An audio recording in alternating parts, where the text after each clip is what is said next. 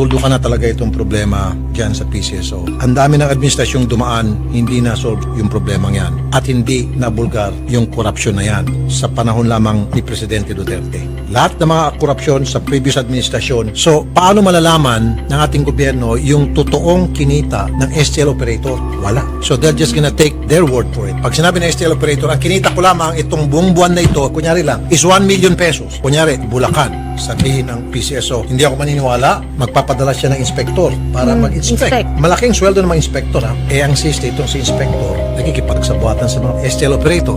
Doble pa ang kita nitong mga inspektor, eh. May kita sila sa sweldo sa PCSO, may kita pa sila doon sa STL operator. Now, syempre, sabihin ni STL operator, doon sa inspektor, yung mga kaibigan natin dyan sa PCSO, bahala ka na, ito. Hindi po ako nagbibiro, ganun, palapakan natin PCSO, palapakan natin.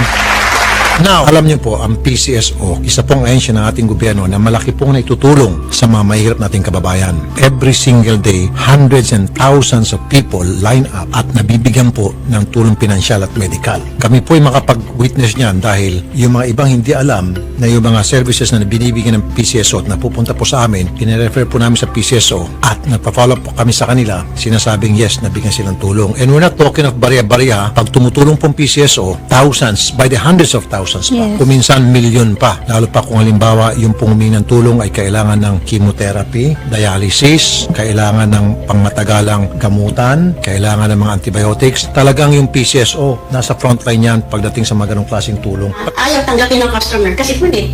Pero good ticket naman sana siya. Kaso lang punit, hindi tinatanggap ng customer. Bakit ako napunit? Sa thermal po. Sa thermal? Yung mga thermal po Bakit na siguro ako mananaya? Pag nakita ko punit, huwag ko tanggapin yan. Eh baka mamaya, pag nanalo yung ticket ko, eh mababalin. So again, eh may cancellation yan. Yan. Sagot na namin. Kumbaga, babayaran Kakain nyo na yun. Laban na. Kasi tapos mag-abono siya 500. Diba? Refund po.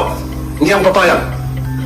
Lahat ng mga teller na nag-abono dahil sa kasalanan ng Pinoy Lotto, magpakita kayo ng ebidensya at kailangan i-refund. Meron pong nanalong isang tao sa 680 something million. Yan ba sa online nanalo o yung sa betting station?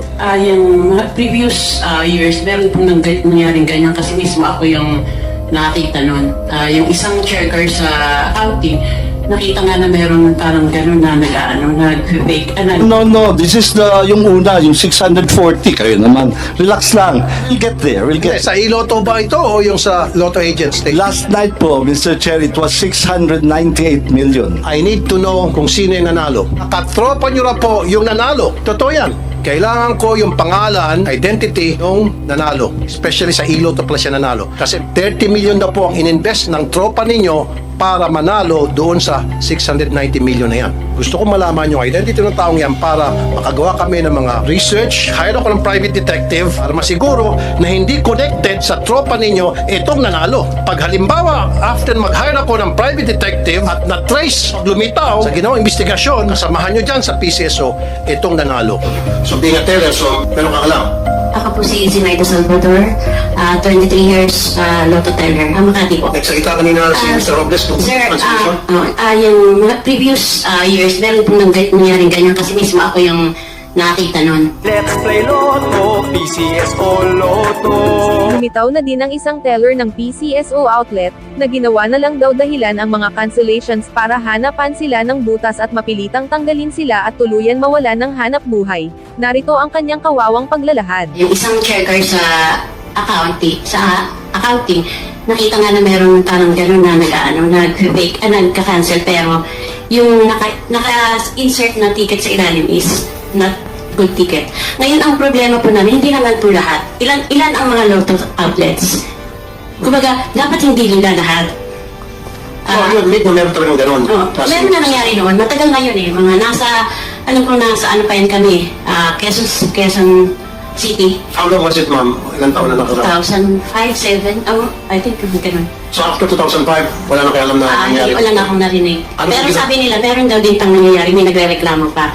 Ngayon, ang ano ko lang po, hindi naman po lahat ng tellers gano'n. Kumbaga marami po kami. Kung lalahatin, katulad niyan, meron ako naranasan ko yan eh, 240.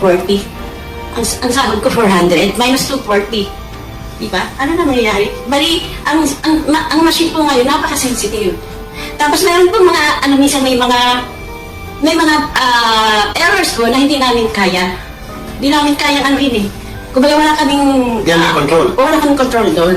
Katulad sa mga printer error, sa mga thermals, yung mga scanner error.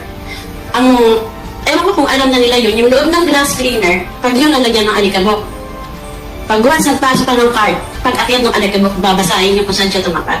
Ganun minsan ang nangyayari doon sa mga ticket na binabasa ng ibang amount. Okay.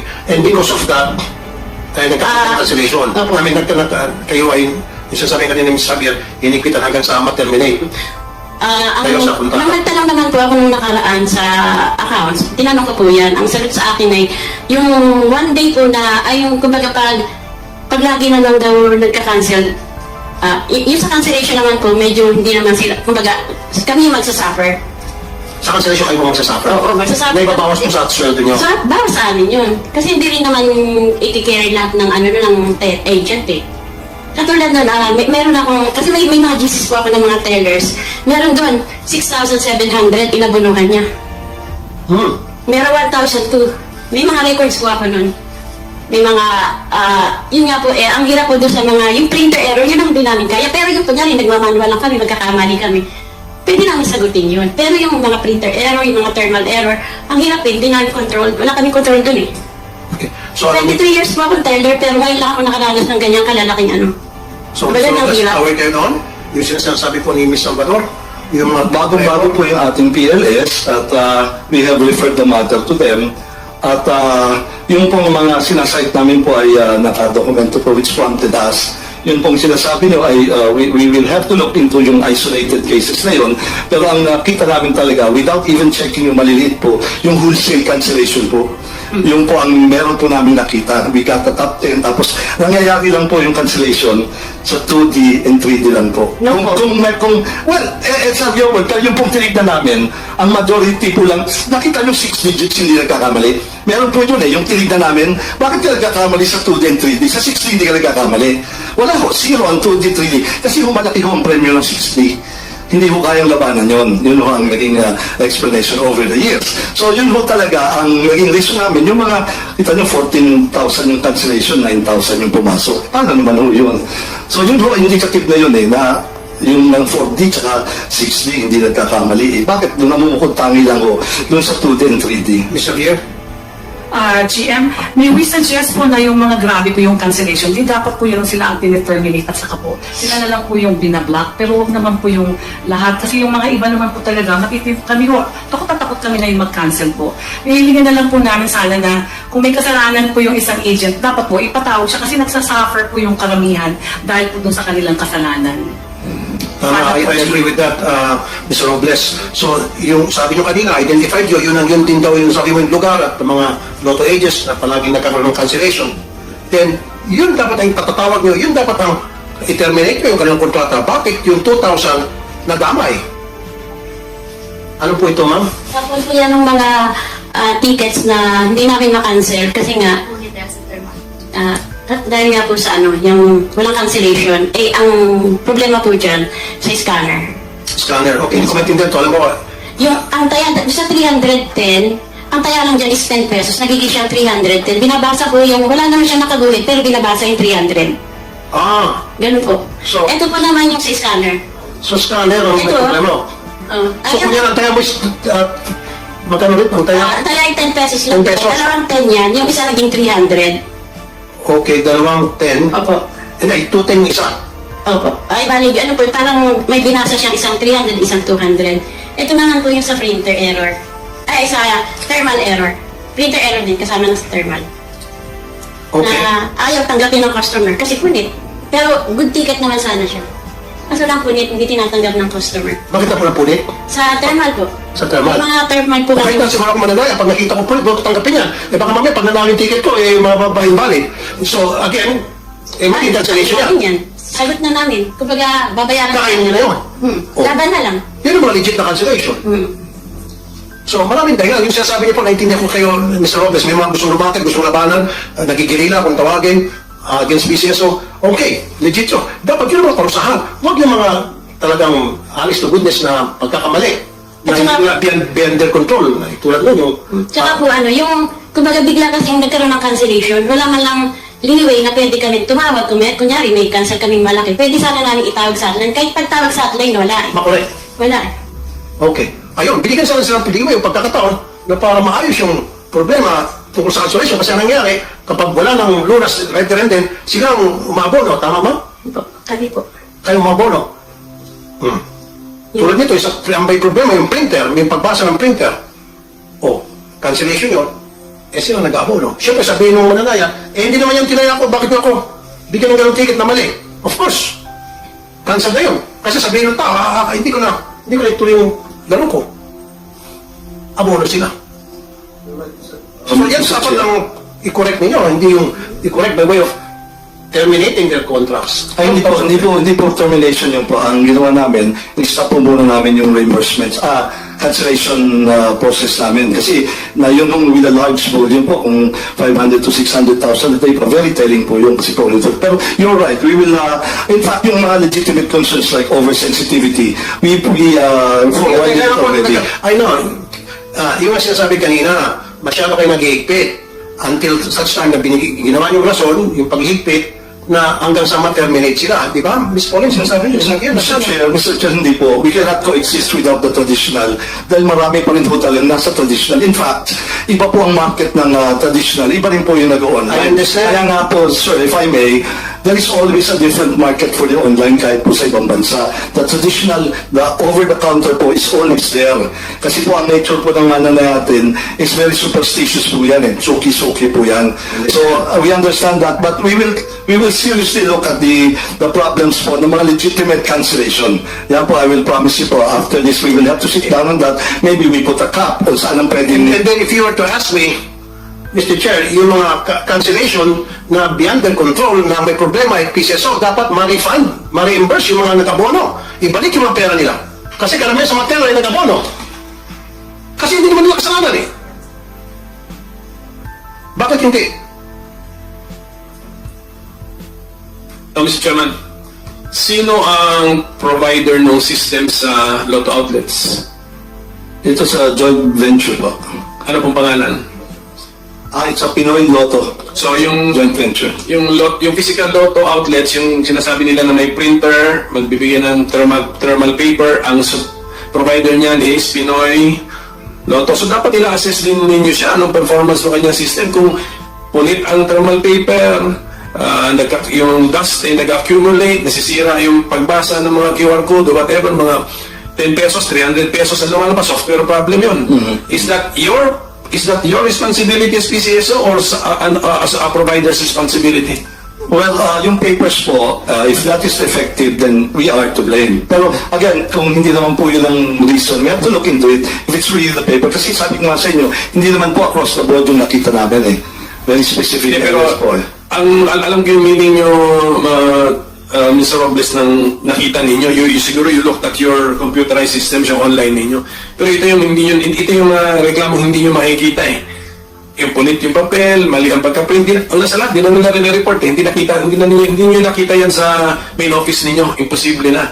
Pero now, nalaman nila na, alam na ninyo na marami palang nagtitiis na lang, ina-absorb na lang yung loss, kasi there is no effective reportorial system.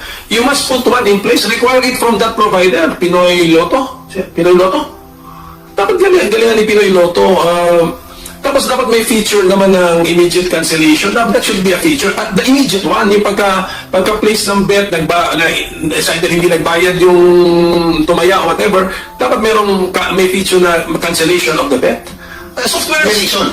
Binigyan na reason. Oh, bigyan ng reason. Bilagyan ng menu of the reasons. Yes. I mean, hindi pa software. Yes. Hindi pa software. Ano sa kayo, hindi na mag-abono. Yung mga tela. Pacific Online Systems Corp, you know how to write code, di ba? I mean, kanda tayo. Yung Pinoy yung... Hindi, pero kasi hindi, kasi online betting din sila eh. That's code. Madali lang sa code, right? Yes, Mr. Chairman. Pwede po siyang Yeah, you can give a grace period of 2 minutes. meron siyang 5 minutes na. Oh, 5 minutes, grace period. Dati po sa traditional system. Yeah, di ba? I mean, tinatanong lang kita not as the ano, but parang someone in the business, di ba? Parang kayang gawin yan, right? It should not be insurmountable, di ba? Yes po, So, 100%. ganun lang siguro, Mr. Chairman, to the PCSO family, itrato yung pamilya din ninyo itong mga outlets natin.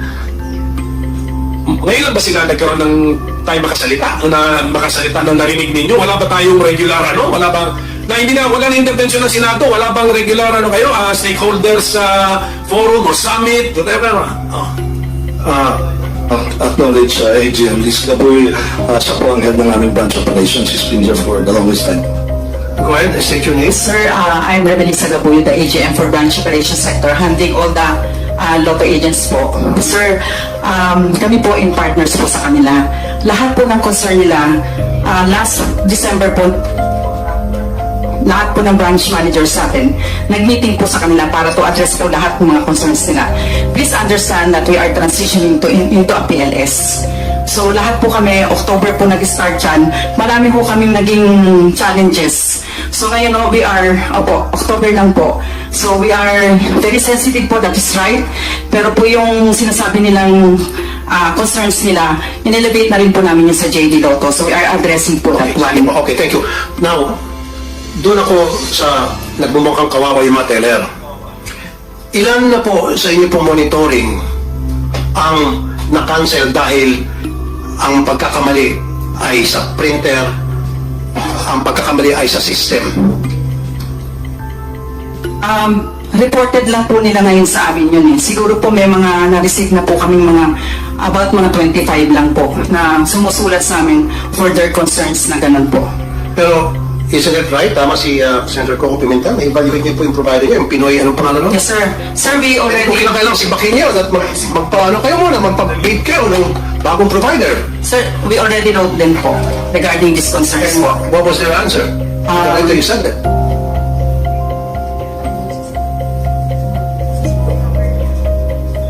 Wala pa po kaming na-receive na ano po. Eh, kailan kayo sumulat sa kanila? Parang 2 weeks ago po sir. 2 weeks ago lang. Ay, matagal itong problema to. Ang cancellation nag-start ng November po nag-start yung cancellations. November 30 po. Okay. Ma'am, regardless kung magkano amount, basta yung na-cancel yung ticket dahil sa computer system, kasalanan po ng Pinoy, pangalan niya ulit? Pinoy Lotto po. JV Pinoy Lotto. Pinoy Lotto at kasalanan po ng PCSO. Gusto ko po ma-refund. Basta't valid, pag may mga kopya sila ng mga ticket, pinakita sa inyo, i-refund. Wala na pong cheche-boreche. Gusto ko po ma-refund. Magkano sweldo ng mga teller? Below minimum, kung minsan wala pa sa minimum. Pagkatapos, dudugasan ka. I-refund. Hindi pa pa. O, 400 pesos rin, tapos mag-abono sila 500. Di ba? Refund po. Hindi ako papayag. Lahat ng mga teller na nag-abono dahil sa kasalanan yung Pinoy Lotto, magpakita kayo ng ebidensya at kailangan i-refund. It doesn't matter kung yung Pinoy Lotto mag-refund o yung PCSO. Siguro, we will take that in consideration. Lalo na po, valid talaga. Kaya nga po, sinulatan namin, we have to check kung totoo yung oversensitive kasi maaari nga naman talaga. Sir, So, pakita we will just allow us po to do the processing lang po kasi ma-abuse din po. Ganyan po yung nangyari nung nakaraan po. I understand, of course, sir. Pero kaya sabi ko nga, magpakita ko sila ng ebidensya na yung cancellation ay pagkakamali ng Pinoy Lotto at ng PCSO na walang kinalaman sila. Opo, we will determine that po. We will determine that po. Once determined, kailangan i-refund sila, yung mga teller. Kasi sila po yung tinatamaan, sila po yung nag-abono. Yung po yung point ko rito. Nagkakaintindihan po ba tayo? Okay? So, Mr. Salvador, okay sa inyo? Ito, sorry ko na pong ticket nyo. Okay, resibo niyo po ito para maka-refund po kayo. Sign it po yun, no? Ilang hundred yan. Kasi yung iba sir naitapon na. Wala na.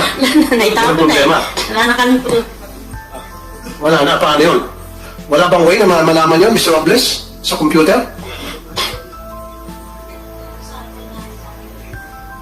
Oh, sige pa, ipakita natin yung sa PCSO later para makita. Nagbigay pa ako ng letter sa kanila nung pag-start ng cancellation. Kailan po? November, I think it's November, Monday yun eh. Tuesday, Monday. Nagpasa na ako ng letter. Noong November? November 13 siya nag-start. Hapon nagpasa ako ng letter sa kanila. Okay, sige, May November mga pictures 13. yun. Nakatanggap kayo ng reply doon sa letter nyo? Wala po. Nagpa-follow up lang po ako.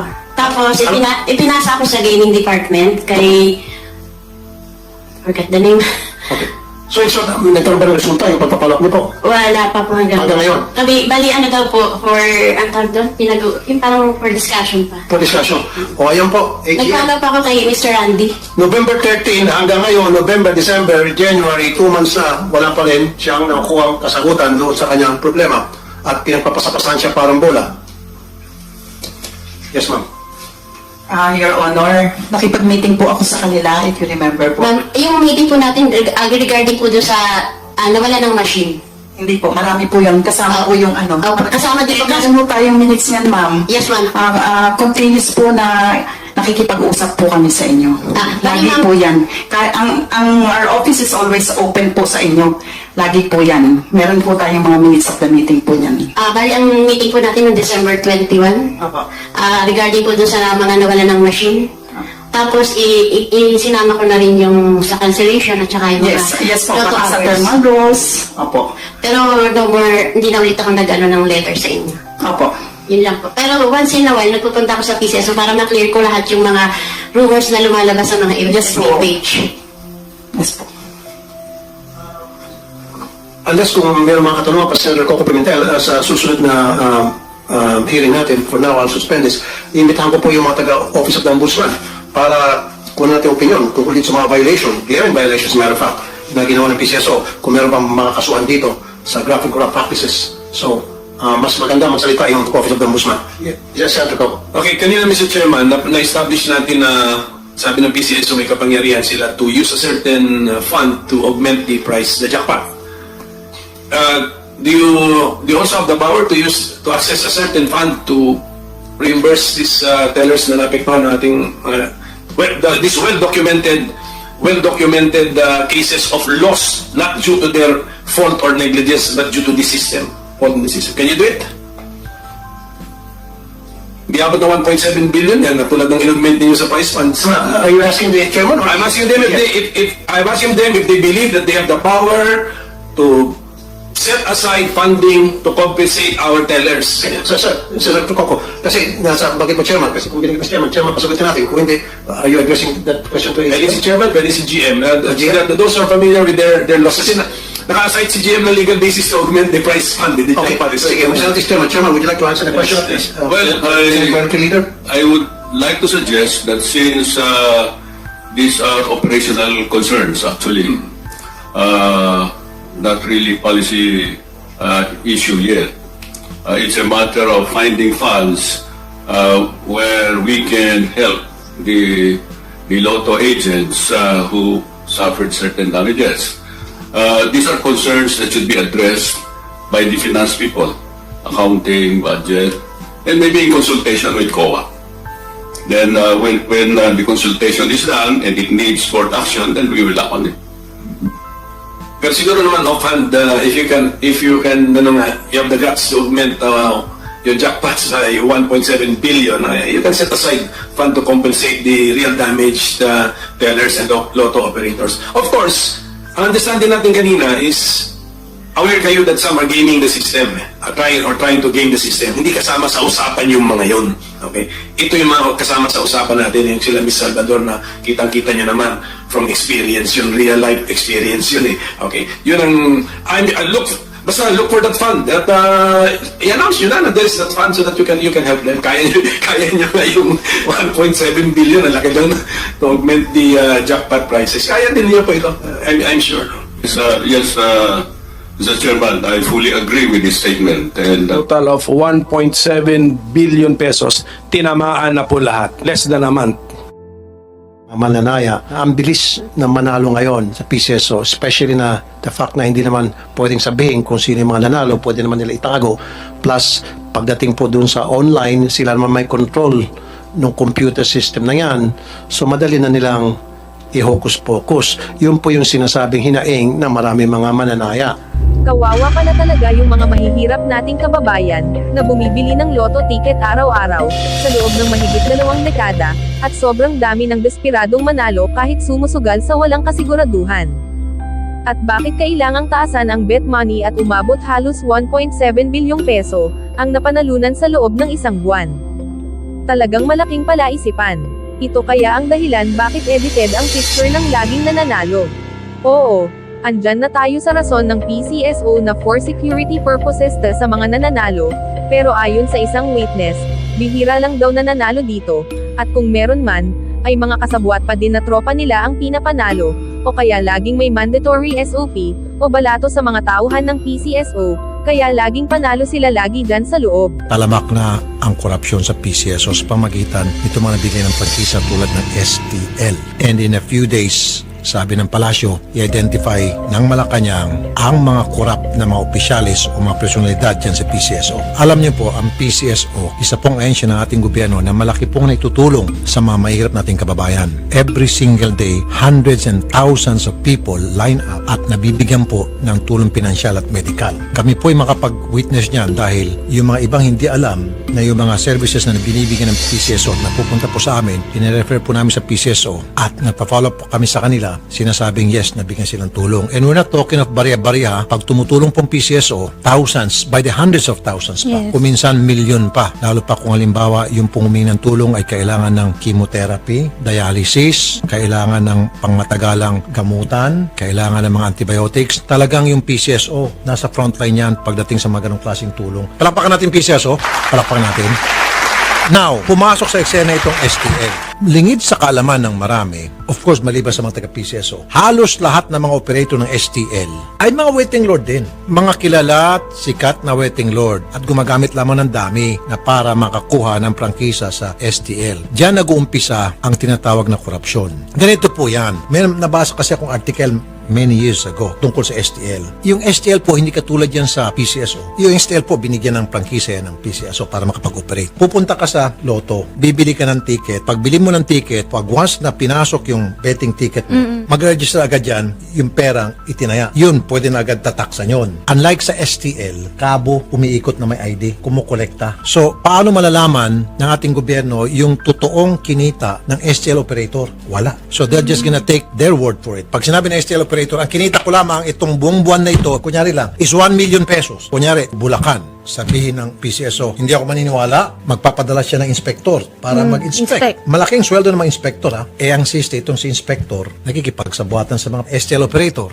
Doble pa ang kita nitong mga inspektor eh. May kita sila sa sweldo sa PCSO, may kita pa sila dun sa STL operator. Now, syempre, sabihin ni STL operator, doon sa inspektor, yung mga kaibigan natin dyan sa PCSO, bahala ka na, ito. Hindi po ako nagbibiro, ganun po. Hindi naman siguro lahat ng PCSO inspector corrupt, pero marami po sa kanila ay corrupt. There are times they don't want to be corrupt. Nakukorrupt sila kasi yung style mafia, I'll make you an offer you cannot refuse. Kung ikaw ay tatawid sa isang teritoryo na may mga warlord dyan, gambling lord, pumunta ka dyan, tumawid ka sa teritoryo nila, pumasok ka, inoperang ka, hindi mo tinanggap, humanda ka, may kalalagyan ka. Sino ka ba rito? Sisipain ka namin, papatay ka namin. So, napipilitan yung iba na tumanggap. Yung iba naman talagang gustong-gusto maging investigator para may matatanggap. Diyan po nag-umpisa ang korupsyon. And we're talking of billions and billions of pesos po ang nawawala sa PCSO na dapat po napunta sa PCSO yan in terms of revenue na may tutulong sa mga kababayan natin. Kasi the more collection, the more help may bibigyan ng PCSO.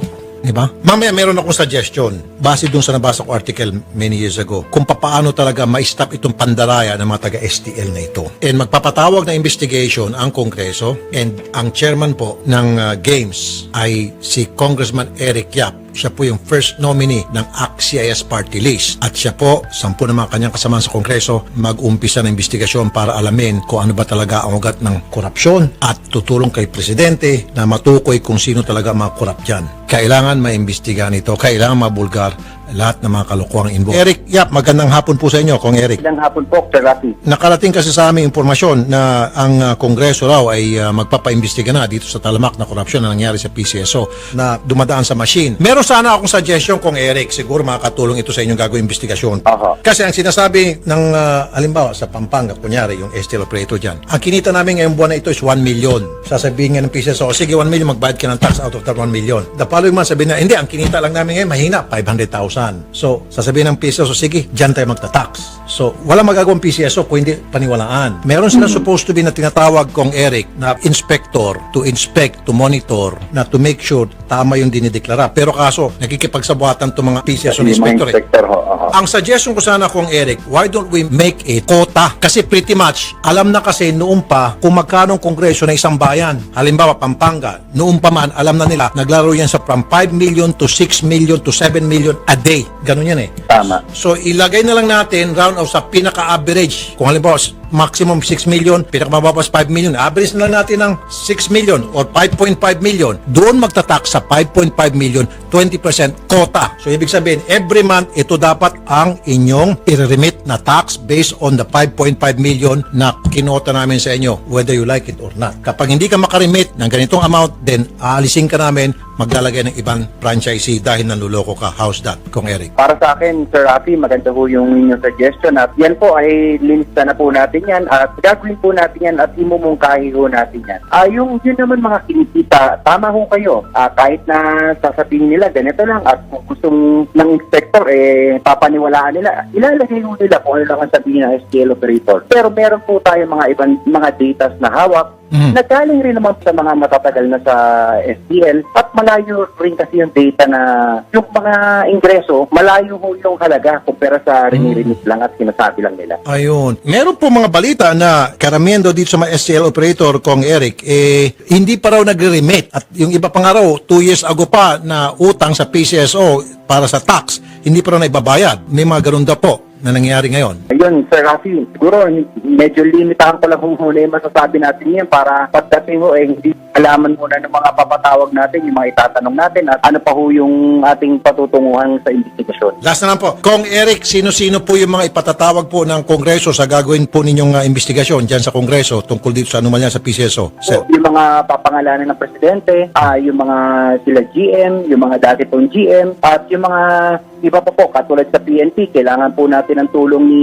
Chief PNP dahil alam naman natin na sila ho ang nagbabantay ng mga illegal na pasugalan. So, malaki ho may tutulong nila sa atin. Kong, tuldo ka na talaga itong problema dyan sa PCSO. Ang dami ng administrasyong dumaan, hindi na-solve yung problema yan. At hindi nabulgar yung korupsyon na yan sa panahon lamang ni Presidente Duterte. Lahat ng mga korupsyon sa previous administrasyon sa STL, it's about time na dapat matulukan na yan. At yung mga perang napupunta sa bulsa ng mga drug lord, ng mga opisyal ng PNP, mga general, mayor, gobernador, congressman, dapat yan mapunta sa PCSO. At para naman yung mga perang yon ay maipapasa ng PCSO sa napakarami natin mga mahihirap na kababayan. Mind you, hindi lamang yung mga medical assistance ang binibigay po ng PCSO. Nagbibigay din po ang PCSO ng mga ambulansya, may mga medical equipment. Ang dami pong nagagawang tulong ang PCSO sa ating bayan. Nakakalungkot nga lang po, meron po na namantala dahil malaking kinikita ng PCSO. Yung kitang yon, ikinukupit nila. So,